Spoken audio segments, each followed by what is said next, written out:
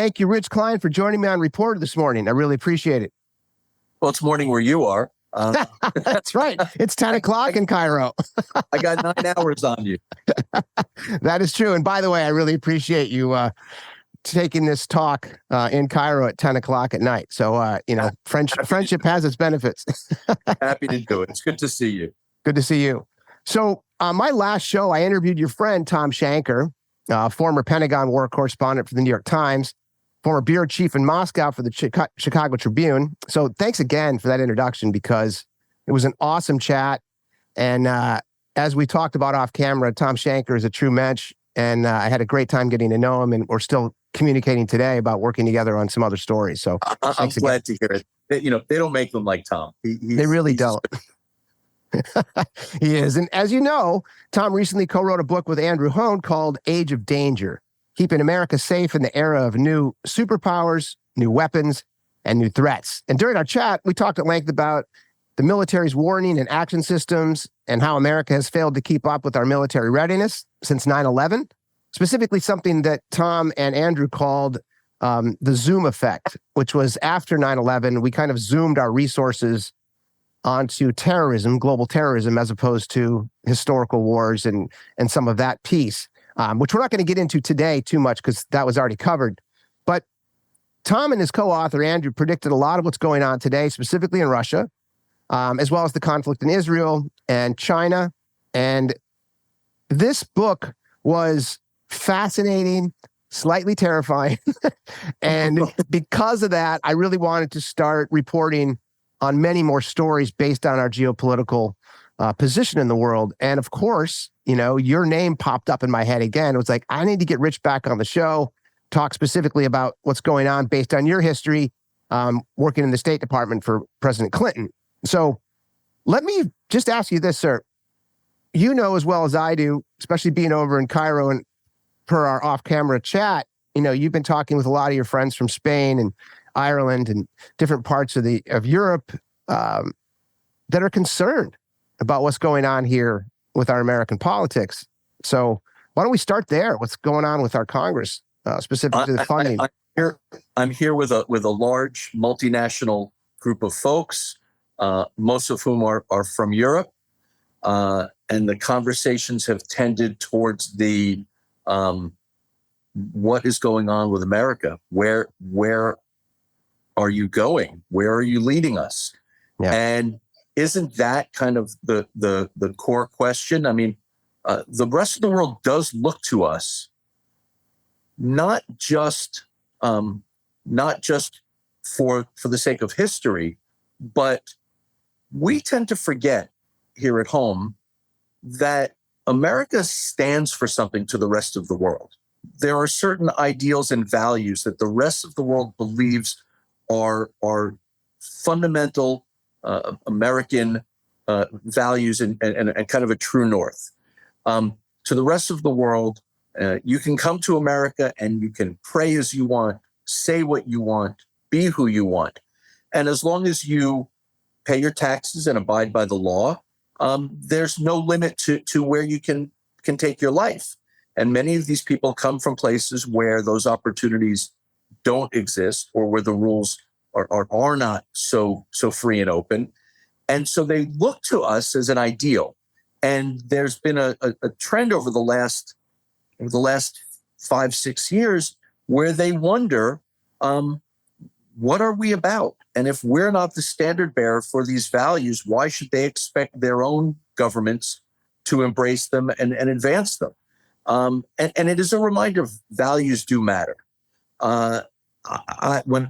When I worked for President Clinton and when the president left the White House, one of the things that he was really strong at explaining was problems don't end where borders exist. And the president used to like to talk about the fact that, why should we care about AIDS in Haiti? Mm-hmm. Because Haitian refugees wind up coming ashore in Florida. Why should we care about Chinese economic or energy policy? Because the coal that China burns to generate its electricity becomes our acid rain. Now, granted, this is a time when we were We only had to worry about acid rain. But Right. the last 4 years have shown it to us again with COVID. I mean, you cannot pull up the drawbridge and realistically think that you have isolated yourselves from all of the world's challenges and risks and problems. And so instead of trying to pretend they're not there, why not lead on them and try to direct world events in a way that solve them and in the process enhance American security and stability? Agreed. And I think that, so you mentioned the last 4 or 5 years, and this is something that I think has been a big shift. And maybe it's part of what's going on with Congress, or maybe it's just politics in general. But if you look at, historical isolationism, specifically even back, in the FDR administration, Henry Wallace famously talked about being isolationist and was, coined in history as being someone that he actually said that if America wants to contain communism expansion, the only way to do so is to give the common man something better than communism. And so there was a lot of talk back then that, hey, what if Wallace won the election instead of Truman? What would have taken place at that point? And, would we be in a different place today specific to isolationism? And, what would our position have been in World War II? I mean, there's just so many things that would have changed, right? This isn't new. Yeah, but I do think a lot of what we're living through now is pure political calculation. Pure political. Got it. In that you cannot tell me that Lindsey Graham really, truly thinks that the U.S. should distance itself from the NATO alliance and not play an important role in security in Europe. You cannot tell me that Marco Rubio does not believe that American leadership is essential in our own hemisphere and that we need to engage with our neighbors. We need to have dialogue. We need to help them improve their rules of law, their standards of living. I do not believe that these guys suddenly really believe that we need to go it alone and the rest of the world can go to hell. But we live in a political environment where, for the Republican Party, if Barack Obama was for it, or if Joe Biden supports it, we oppose it reflexively. And, some of the examples on that, go back and look at the Trans-Pacific Partnership, the TPP trade agreement, which was very close to being finalized, and then President Trump immediately withdrew and tore up. Now, I'm not saying that it was a perfect trade agreement, but it achieved something that was really important, which was it knitted together economies in Asia with our economy at the exclusion of China. So even if it's not a perfect trade agreement, even if it's a good trade agreement or a trade agreement that's okay and in the coming years needs to be improved, that accomplishment of creating this economic center of gravity and knitting us together more closely with some dynamic economies that are driven by technology and trade, and that China, in fact, will be in a weaker position, that is in the U.S. interest. At the moment that TPP got torn up, what did China do? They announced their own, Belt and Road expansion, and they have essentially tied Asian economies more closely to them than to us. That is not in America's best interests. It is not good for our economy. It is not good for our security. It is not good for our supply chains. It is not good for our businesses. I could make the same argument about the Joint Comprehensive Plan of Agreement, the JCPOA agreement with Iran. It was not a perfect agreement, but it was a good agreement that slowed Iran's march towards nuclear weapons down. They made part of their research infrastructure more accessible, that made it harder for them to conceal what they were doing. And by exiting that, they have now been unrestrained. And instead of being over a year away from having enough fissile material to create a weapon, they're weeks away when and if they ever make the choice to do so. How are our interests advanced by doing that? There were a number of people who I would talk to in the Gulf region who really were not fans of the U.S.-Iran nuclear agreement. And they were critical of the Obama White House. They said that, the Iranians know that President Obama is hungry for this agreement and is not going to get up and leave the table. And therefore, the Iranians have some leverage in the negotiations, and they will the final agreement will probably tilt somewhat in Iran's favor. And I don't doubt that. I don't question that. But does it matter? The outcome was stability, predictability, and a safer security environment in a very volatile region. And we don't have that now. And so the idea that simply because the other party is for it, I'm going to reflexively oppose it, it's leading us to choices that are not in the nation's best interests. And they haven't been replaced by, on the Republican side, they haven't been replaced with anything that would get us to the same moment of enhanced security. Yeah, that's a great point, because the one thing that, specifically geopolitics, I follow a couple journalists, and I talked to you about this previously, but Brett Stevens is a foreign correspondent, formerly of the Wall Street Journal, and someone that I follow and respect. He's a conservative thinker and writer, and he wrote a book, American Retreat, in 2014, I think. And I revisited that book recently, specific to our geopolitics. And most of the book is laced with language around things like progressive ideology, specific to isolationism, right? So if you look back 15, 20 years ago, it was the liberals that were talking about this, right? And today, to your point, it's not just the liberals, it's the GOP. And your mention of Lindsey Graham is really, I think, astute, because as someone who really understands geopolitics, considering his best friend was John McCain, right, and they had this wonderful relationship, and he had mad respect for John's ability to love the United States of America and serve the United States of America and understand the bravery and everything that involved, specific to Mr. McCain. And I think that that's where I'm really perplexed as a layperson. Like, what? Yeah, you and I cannot distill any logic out of it, because the party of Reagan that continues to beatify the president, and Ronald Reagan is is essentially the patron saint of the Republican Party. He would when it comes to national security and international affairs, he would recognize it. He was a true Cold Warrior. The idea that the U.S. would roll over on an ally in Europe would be beyond recognition to him. Yeah. That we would not simply say our word is rock solid with our NATO allies, and there's nothing that can get in the way of that. Instead, to have a candidate for the White House saying, "Well, we'll just tell Russia to do whatever the hell they want." You go back and you remember Reagan's jokes about, I've signed legislation to outlaw the Soviet Union. We begin bombing in 5 minutes. But there was loyalty. There were common values. These were allies who were with us, and we were with them through World War II. I mean, Ronald Reagan's, I think you could argue it, but I think his closest international relationships was with Margaret Thatcher. Mm-hmm. And now to have his party appear to tell our European allies, you're on your own, and refuse to stand up to Vladimir Putin. Simply why? Because it's what Joe Biden wants to do. Yeah. I cannot explain this to you.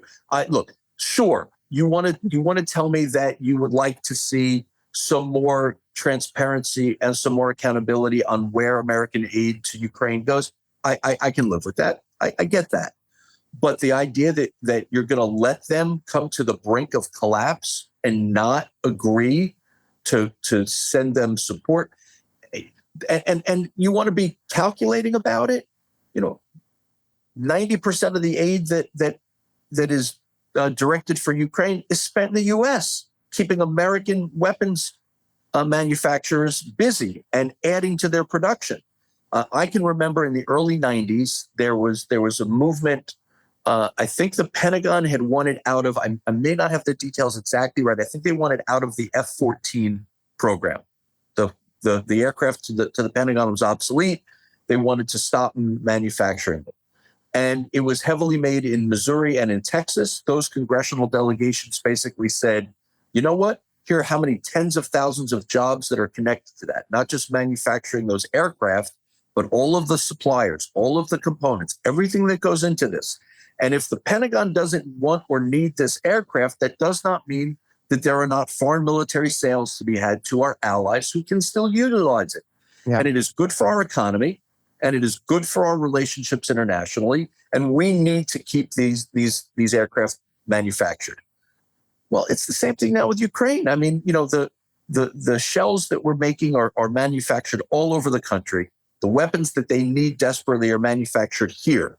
And that money is spent here. And those paychecks are here. And the more work means more hiring here. And yet we don't hear that. I'm kind of very surprised that organized labor and workers in these factories haven't made it known that they really need this aid to go to Ukraine because it is right for our values, because it is right for our national security interests, and because it is right for our economy. No, that's exactly it. And I have a letter that I referenced here. Paul Gigotta is the editor of the editorial pages of the Wall Street Journal, and he penned a piece last November talking specifically about the decline of America's defenses. And he wrote, "The weakness has been exposed in sharp relief to the last 2 years, and it's worse than most Americans know. We face an array of adversaries more formidable than at any time since World War II, and we aren't prepared for the moment." On a visit to the White House, I met with senior foreign policy officials, and the conversation included his concern about Iran propping up Venezuela's diplomatic with oil supplies. And he said, "Have you considered intercepting the tankers?" And he said, "Well, the nearest ship we have is a Dutch frigate in the middle of the Atlantic. This isn't Ronald Reagan's Navy," right? So to your point around Reagan and what he was doing specific to geopolitics and budgets and keeping our allies going, there's a big difference. And I looked it up after I read the article. The ship count that we had for the U.S. Navy in 1964, we patrolled the seas with 859 ships. In 1984, during Reagan's actual Navy, we had 557. And in 2014, it was 289. And today, in 2023, it's 291. So if you just look at that, we had 2 ships in the last 10 years. And so a lot of what's going on specific to our conversations in the body politic is that if you look at folks like Reagan, and I'm glad you brought him up because most of my conservative friends reference Reagan all the time. As you mentioned, he's kind of like the go-to ombudsman for everything old school Republican. And today, when you look at what's taking place with our GOP, Lindsey Graham and his ilk, is that we're now saying that we don't have the budget. I mean, obviously, our House Speaker, I don't think really understands history. I don't know exactly what. I agree with you. The malfunction is there. But to your point, if we are delaying on these wars specific to Ukraine and Israel, we are hurting ourselves budgetary. We are hurting our own supplies. We are hurting our reputation with our allies throughout the globe. And I think bigger, I'd like to hear your take on this too, is there any is there any credence to the broken windows philosophy of international policy? And just for my listeners who don't understand the broken windows policy, is there was it was like a study in the 70s specific to this, and it was coined by George Kelly, who was a criminologist at Rutgers, and James Wilson, who was a political scientist at Harvard. And they penned an essay in the Atlantic Monthly in 1982, I think. And it was their attempt to understand the nature of communal order. And in it, they took a car. Zimbardo actually took a parked car, opened the hood, and put it in the Bronx. No license plates on it. And he left it there for 10 minutes. And it was completely ransacked.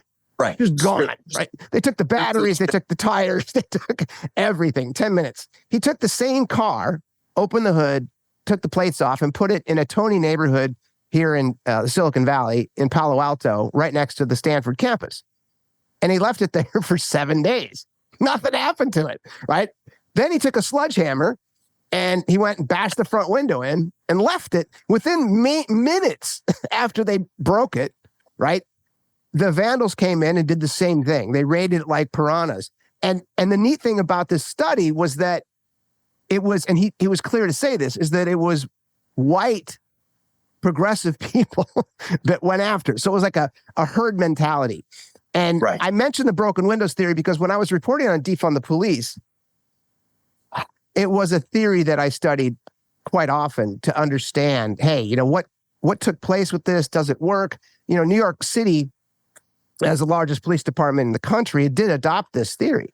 And based on the fact that if you don't replace that broken window, all the other windows will be broken pretty quickly. And if there's vandalism and graffiti and just the idea specific to the aura of the area, wherever that may be, is that there's no order.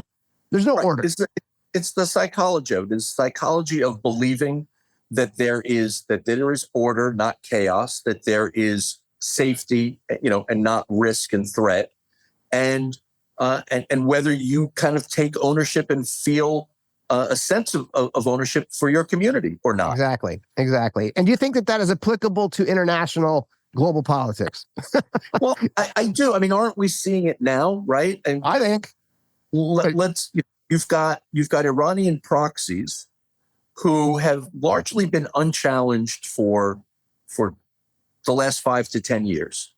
Yeah. Who have armed themselves and expanded their capacity to wreak havoc. And the idea that the Houthi militia in Yemen can somehow jeopardize global trade because they've got Iranian supplied missiles and rockets, and they can deploy them effectively, and all they have to do is park their launchers under bridges and inside buildings when we are flying sorties to try to take them out, and then they drive them back out and shoot them again. I mean, that math doesn't really make sense. What we just saw in Gaza, you know, Hamas, they have moved from, you know, a couple of rockets that they don't know where they're going to land to fairly sophisticated weapons manufacturing because of the smuggling that they were able to pull off, because of the tunnels they were able to dig. And how did they do that? Well, they were able to divert humanitarian aid. They were able to bring Iranian advisors into Gaza through boat drops offshore. But now, you know, these little groups are not so little anymore. And the threat that they pose to world order is fairly significant. And if you want to break it down to crass elements, you know, our economy depends on an awful lot of trade with Europe. We depend on an awful lot of things that are shipped to the Suez Canal. We depend on an awful lot of energy that comes from that part of the world. If you say I don't care about values and I don't, you know, everybody's on their own for their own security and stability, well, we still have jobs that depend on other markets, and we still have manufacturing that depends on supply chains from other places. And even if you just want to boil it down to dollars and cents, it is still important to have stability and order, and for the U.S. military to be able to enforce that when others like Hamas or Hezbollah try to disrupt it. See, now I agree with you, and that was the funny thing that I mentioned to you when I brought you when we talked before the camera started. I was like, I didn't even ask your opinion of this, Rich. I just assumed that you would actually think that isolationism is a bad idea based on your tenure in the Clinton administration. But I'm decidedly old school. Yeah. You know, the conventional wisdom on Capitol Hill for 100 years was that politics ends at the water's edge. And my first boss, Dave Gergen, who worked for Presidents Nixon and Ford and Reagan and Clinton, used to say that America is strongest and most stable at home when we are admired and respected internationally. Mm-hmm. Those are not controversial things to say and believe, and I think that they are fundamentally true. And yet now that seems to be out of date. That seems to be old school, and I don't quite understand why and how. I don't either. And I think that it's one of those things where if you look at a lot of, let's just say, Republican journalists or conservative journalists, there's been and this wasn't, a new thing, is that for years, as I've been following this, if you look at a lot of reporters talk about how we've lost our edge after Ronald Reagan, or maybe even after George W. Herbert Walker Bush. So, they say that we started to become a little too lackadaisical in our global foreign policy, even starting with Clinton. And that's why I wanted to talk to you about that. And they reference Somalia all the time and the withdrawal of the troops, and we didn't do anything there. And so we started to send messages, to despots like Putin and, Xi and obviously the Ayatollah and folks like that. I mean, do you think that Clinton was weak on foreign policy? Do you think I don't know, because that's a big postulated theory. I think that that we did not understand and fully digest what the end of the Cold War really meant. Okay, we can focus on that era as a time of high tension, high risk. You can point to the moments where wider war was right at the edge. But I could also, a lot of people will tell you, yes, but there was a structure to it. The Cold War, and as tense as it was, there were ways to release the built-up pressure. We and the Soviets understood that before anybody made a move that could not be recalled, we had to have some ability to communicate and back channel and warn each other. Yeah. And with the end of the Cold War, with the collapse of the Soviet Union, we believed, liberal democracy had won. It was our world, game over. And what we've learned now is that it wasn't game over. It was halftime. Maybe good analogy. Maybe end of the third quarter, but it was not game over. Yeah. But I do think for President Clinton, in having inherited from George H.W. Bush a world where the biggest threat to our security was greatly diminished, and we were essentially writing the new rules for the global marketplace, and so you did have free trade was really important, and President Clinton, he loved to quote. I think we attribute it to Averell Harriman, but I believe the quote has lots of fathers. But it was when goods move, armies don't. And the idea being that through free trade and through prosperity, we would halt or slow wars around the world and conflicts around the world. The idea was if people have jobs and paychecks and a belief that their children's futures are better, they're not so eager to pick up guns and go to war. And maybe that was naive. We certainly learned that in the Balkans, that some parts of the world hold on to grudges for 1,000 years. We saw it in Iraq, where after Saddam was removed, we basically loosed tribal conflict and grudges that had been there for generations. But by and large, I think that there's a great scene at the end of Charlie Wilson's War, where Gus Stavrakakis, the CIA officer who had led the effort in Afghanistan, tells Charlie Wilson the story about the boy in the village who is given a horse and everybody thinks it's wonderful. And one of the elders says, "We'll see." And then the boy falls off the horse and breaks his leg. And the elder says, and everybody says, "Isn't that a tragedy?" And the elder says, "We'll see." And then the village goes to war and the boy can't go to war because of his broken leg. And isn't he lucky? And we'll see. Yeah. You cannot let up off the gas pedal. You cannot be complacent or too self-satisfied. It is a complicated world. It is an interconnected world. There are threats that come, whether it's from technology, whether it comes from politics or ideology. They never stop. And I do think we believed we had won. It was our world to run. And it was a whole new reality. And it wasn't. It's the same reality that we've cycled through for 1,000 years. Yeah, I like the anecdote because that's the same thing, specific to, in this case, the Israeli-Hamas nightmare that we're dealing with today. I remember reading a book from Thomas Friedman. It was I think it was called From Beirut to Jerusalem. Yeah, it may have been his first book. I think so. And it was just a phenomenal read. And it really helped me understand the culture of what was going on in the Middle East better than anything else. And he shared an anecdote similar to that, where there was a man with a family who believed that chickens would help him grow muscle. So he started to buy chickens, and he bought a chicken because he thought it would be worth it. And one night, the chicken was stolen. And so he got up in the morning and he was very upset, and he went to his sons and he said, "Hey, they stole our chicken. I need you to go get the chicken." And the kids were like, "Yeah, Dad's overreacting." They didn't really pay much attention to it. The next night, they stole the mule. Mm-hmm. And they said, "Daddy, they stole the mule. What do we need to do?" And he said, "Go get the chicken." Right? And the next day they came in and they burned down the barn. He said, "Daddy, what do we do?" And he said, "Go get the chicken."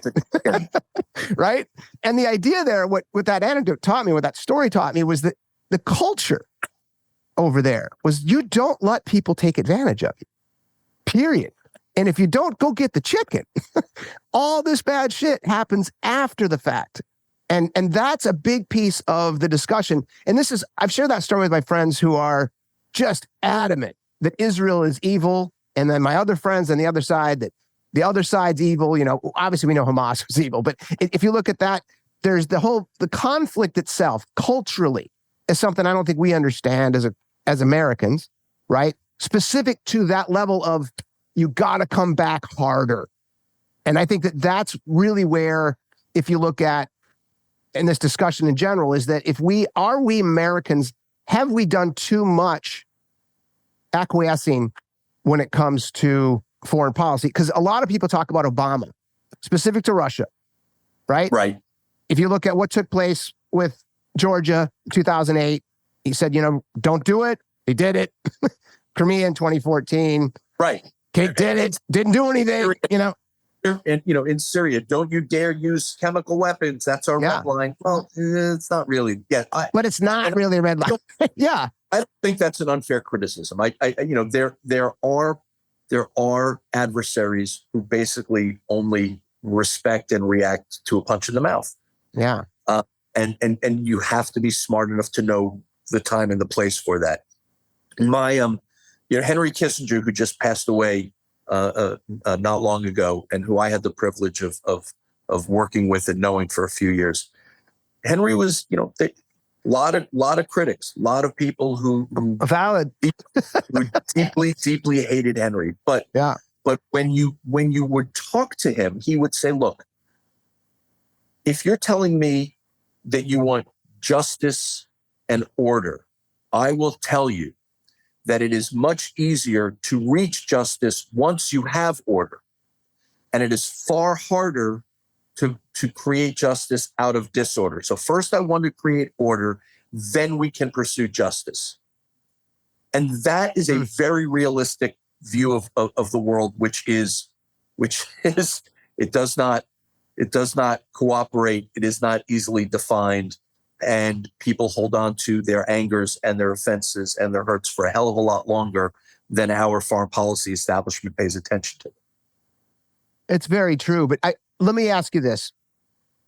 Based on this theory and this actual discussion, what are your thoughts on Russia's recent attack in the Ukraine? Was it, the red line issues, the issues in Crimea, the risk in Georgia, did we, with our foreign policy and the chicken story, do we need to hit back harder back then? And because we didn't, do you think that was where Putin got his confidence to just say, no, I actually don't think so. I think that this was unavoidable. Okay. This was, for Putin and for his calculations, no matter what the outcome was, this was going to happen. There were different ways that it would pay dividends for him. And by the way, if you go back and you look, you realize how long he'd been preparing for this. The fact that the Russians were stockpiling currency reserves, that people thought was strange and didn't make a lot of sense. And now you realize it was creating a hedge against the inevitable sanctions that were coming. I do not think it was ever avoidable. CIA Director Bill Burns, who's a former U.S. ambassador in Moscow, flew to Moscow, met with Putin, and basically laid the cards on the table. We know what you're doing. In fact, we're inside your own communications. We know what your capabilities are. I'm telling you, this is not going to go well for you. Let's find an off-ramp. And it did not matter. There was no way to detour or discourage Putin from engaging in war with Ukraine. Because no matter what the outcome, whether it was to prove to the world that he meant what he said, whether it was to boost Russian national pride, whatever it was, there was a dividend that he wanted to realize, and there was no way to get to stop him from going forward on this. When did this meeting take place? Took place in January, a month before the invasion. Wow. Okay. It was not. In fact, one of the things that I think the CIA did remarkably well was they worked hard to declassify information and put it into the public sphere so that the Russians understood, we know what they're doing. We know what their communications are. We know what their plans are.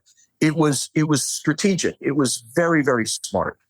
But I mean, that Bill Burns went there for this meeting is not a secret. And you know, he's an outstanding director and has served the president and the country extremely well from day one. Well, that's really nice to hear, because this is kind of why it's nice to talk with guys like you who are in the know. A lot of what's going on specific to pundits and on the 24-hour news cycle is that we, America, are come across weak. And no matter what we have done historically with Russia, you're dealing with a despot. You're dealing with the KGB guy who doesn't have any respect for anything other than taking over things, right? And yet, let's be honest, you're dealing with a country whose entire economy is barely the size of the economy of the state of New York. Right. You're dealing with a country that, again, let's be honest, doesn't make anything the world wants. You know, the world is not lining up to buy Russian technology. No. Other than oil and gas, they really have nothing to offer the world. They are massively insecure. They feel constantly disrespected. And so all this is this belief that we have to recapture being a great power, and the world doesn't take us seriously unless we do these things. And so that begs the question too, then, with China, if you look at yet another despot, right? What do you think our policy specific to, you know, this malaise that we have going on in our Congress today, specific to funding these wars and being a good geopolitical partner, how does that affect yet another despot as far as his beliefs? Do we have any understanding? Do you have any understanding of how Xi sees the world, how he sees us, you know, what that means to him? Well, you know, what I find really interesting is that we have not better leveraged our economic interdependence.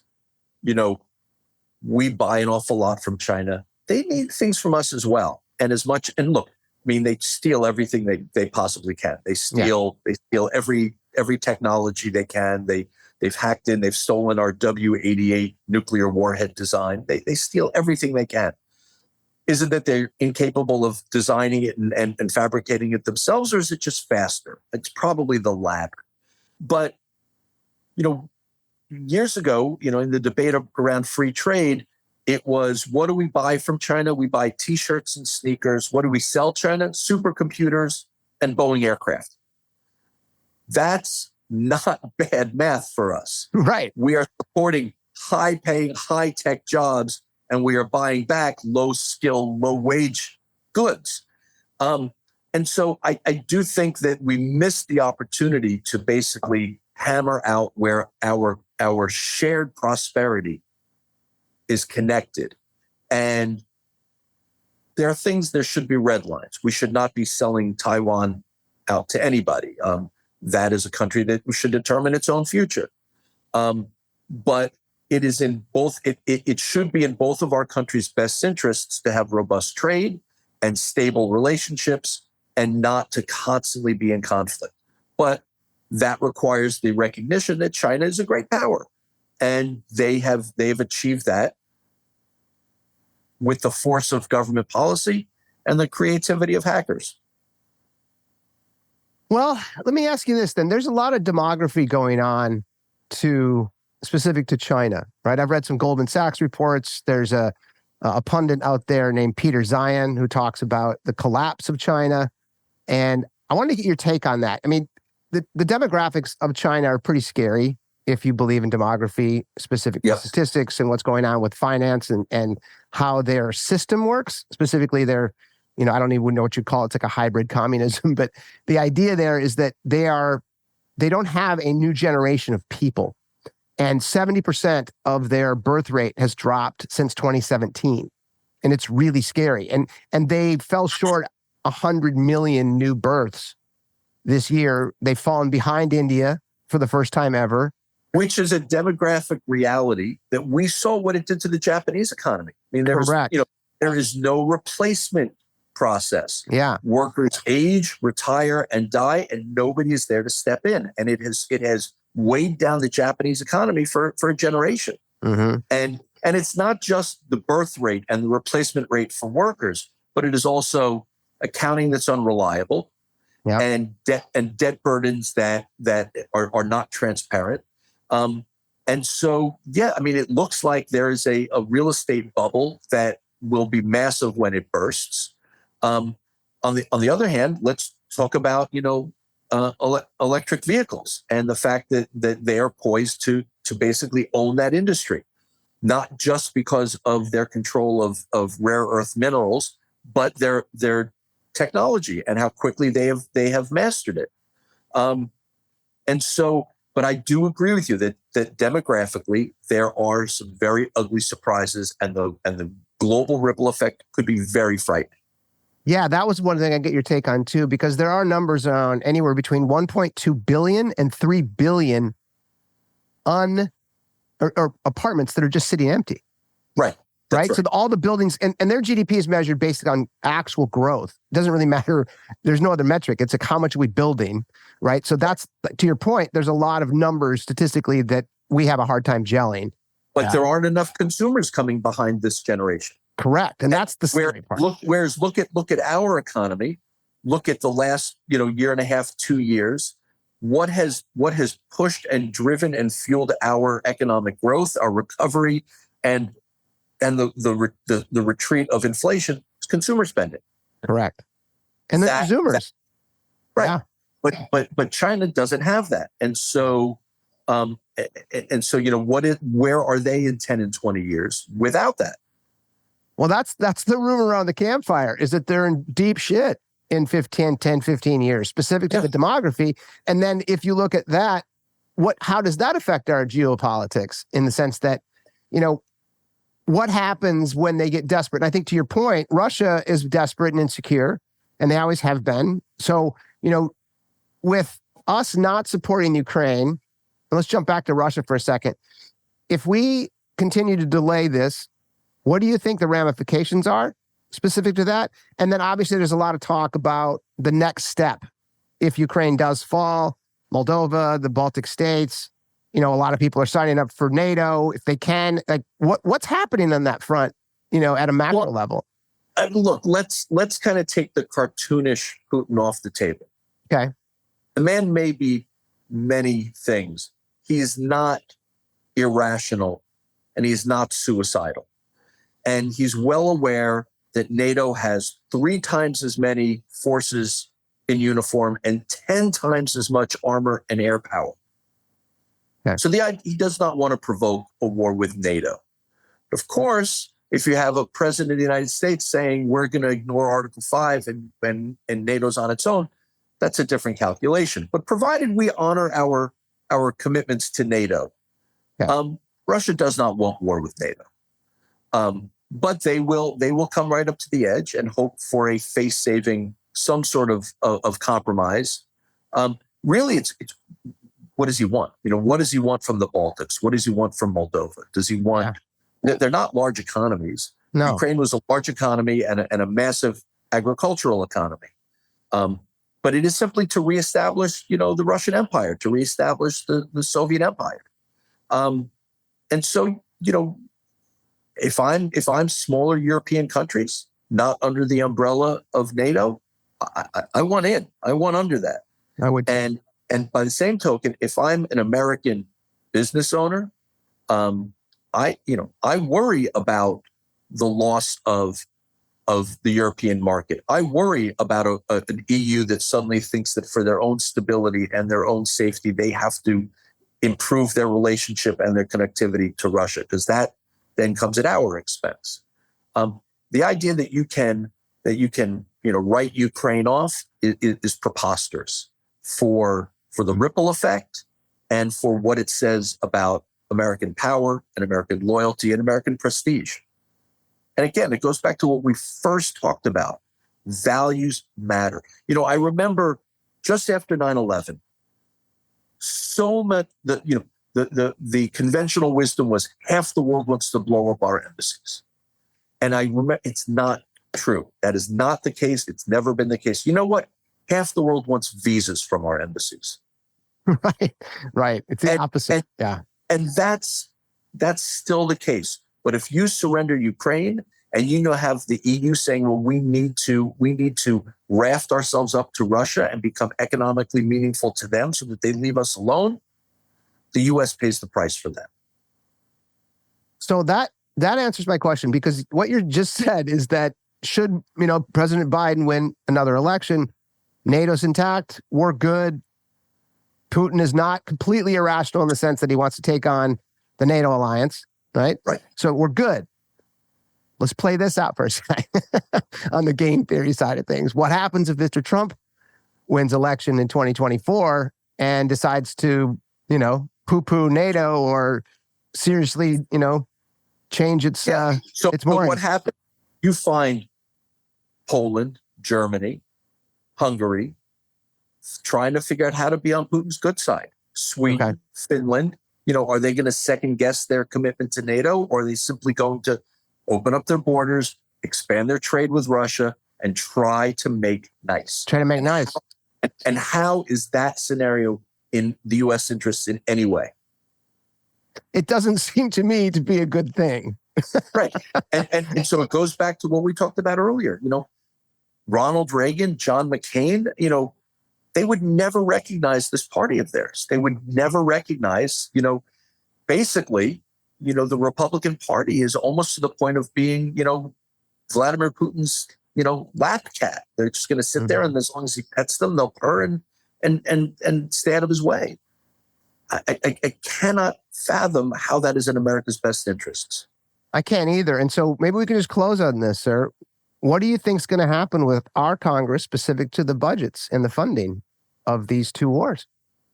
I honestly do not know. I do not know what the math is, or what the combination of events are that, the Senate gets it.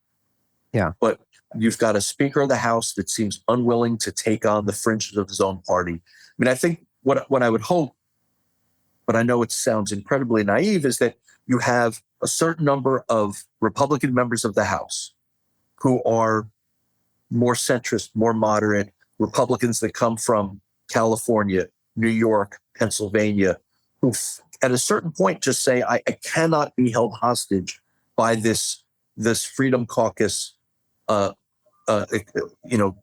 Freedom Caucus crazies. I just can't. I am willing to cast my lot in with Democrats who are as centrist as I am and who see things the way I do on many things, not everything. I'm waiting for that moment where, the center reholds, and the idea that that it's a zero-sum game of my party or nothing has to end. Democracy doesn't work without compromise.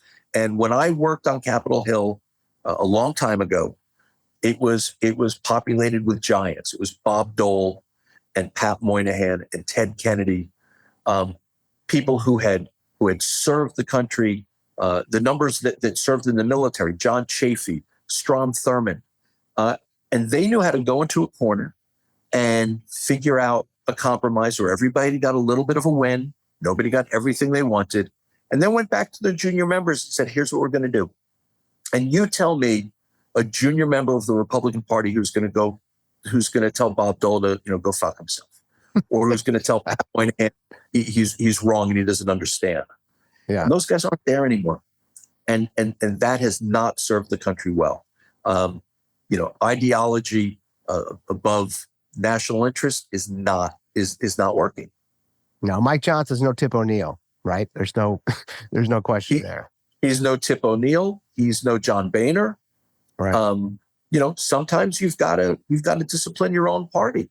Sometimes you've got to reach across the aisle. The Tip O'Neill and Ronald Reagan could quietly work together. That Boehner and Obama, or Ted Kennedy and Orrin Hatch. Yeah, that's what made government work. Powerful leaders who understood the national interest first, and they've been replaced by people who don't have that view, and aren't bold enough and aren't brave enough to get there. Wow. Well, I will let you go, sir. I know you have lots to do. You need to get some sleep. It's late there in Cairo. And again, I can hear the call to evening prayers behind me. It's nighttime in Cairo. All is good here. Again, thank you, sir, for your time. I look forward to continuing our conversations. And thanks again for everything. Really appreciate it. Good seeing you, Joe. All right. Cheers.